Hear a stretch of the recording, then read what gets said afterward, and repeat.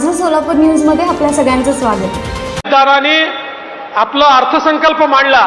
त्या अर्थसंकल्पामध्ये महाराष्ट्रामध्ये 2000 प्रमोद महाजन कौशल्य विकास केंद्र हे उघडण्याचा निर्णय हा त्यांनी जाहीर केला आणि त्या माध्यमातून तरुणाईंना प्रशिक्षणाच्या माध्यमातून रोजगार देण्याचं काम हे आपण निश्चितपणे मोठ्या प्रमाणात करणार आहोत आणि त्याची सुरुवात या ठिकाणी झाली आहे। याचा मला अतिशय मनापासून आनंद आहे।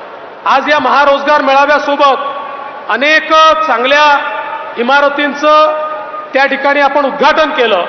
विशेषतः जो बारामतीचा बस स्टँड आहे हा एखाद्या एअरपोर्ट सारखा वाटावा अशा प्रकारचा बस स्टँड बारामतीला मिळालेला आहे।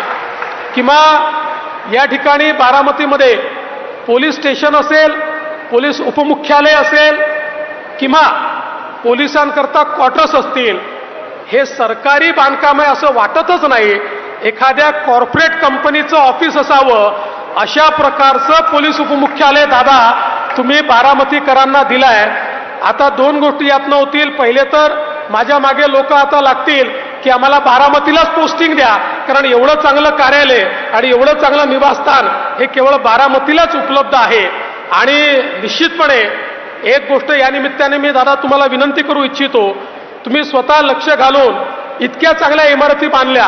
मला तर आता मोह होतोय की आपल्या पोलीस विभागाच्या जेवढ्या इमारती आहेत त्याचं पीएमसी म्हणून तुम्हालाच नियुक्त करून टाकावं, म्हणजे सगळ्या इमारती चांगल्या होतील। अर्थात दादा मला हळूच हे म्हणू शकतात की पीएमसी का, खातच मला द्या, मी चांगल्या इमारती बांधतो, ते देणार नाही, ते माझ्याचकडे ठेवेल, पण तुमची मदत मात्र सगळ्या चांगल्या इमारती बांधण्याकरता निश्चितपणे घेईल। अतिशय सुंदर या इमारती या ठिकाणी झाल्या। मला असं वाटतं की बारामतीच्या वैभवामध्ये भर घालणाऱ्या आणि शेवटी सरकारी ऑफिसेस हे चांगले का असू नये, सरकारी ऑफिसेस हे चांगलेच असले पाहिजेत, कारण ज्या ठिकाणी जनता जाते त्या ठिकाणी ऑफिसेसही चांगले असले पाहिजेत आणि अधिकाऱ्यांमध्येही लोकाभिमुखता असली पाहिजे। आणि मला विश्वास आहे चांगल्या ऑफिसेसमध्ये बसल्यानंतर अधिकाऱ्यांना कर्मचाऱ्यांनाही चांगले विचार येतील आणि लोकाभिमुखतेनं लोकांच्या तक्रारी दूर करण्याचं काम ते निश्चितपणे करतील।